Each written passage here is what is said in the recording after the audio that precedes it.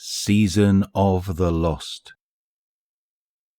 Headless horsepower.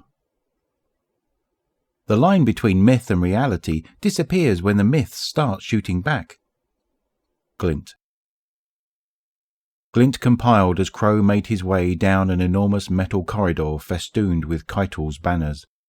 They were directed to a room aboard the Cabal flagship, a simple space furnished for guests. When the door closed and they were finally alone again, Glint waited expectantly for Crow's usual candour. There was none. "So," Glint finally ventured, "how is it going?" Crow hoisted himself into a massive Cabal-sized chair and regarded Glint from the corner of his eye.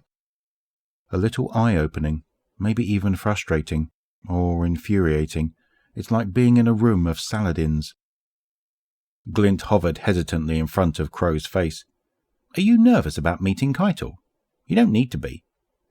"Why are you being weird?" Crow asked with a hint of annoyance. "It's just that you don't really need me here. This is a Cabal battleship. The only thing that could hurt you here is the food." Crow snorted. "Really not so dangerous once you learn to sneak up on it."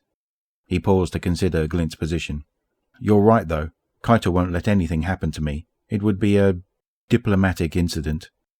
"So I was thinking," Glint continued, "that as long as you're safe, I could take some time to do a little research for my collection of tall tales and legends."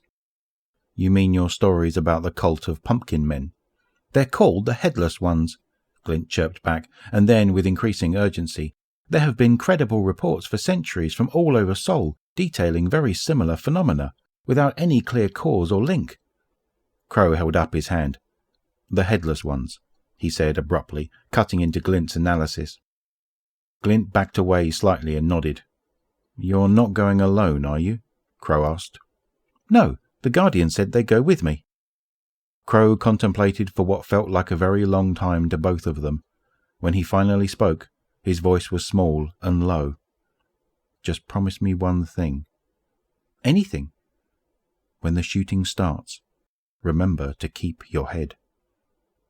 Glint's groan echoed through the halls of the battleship.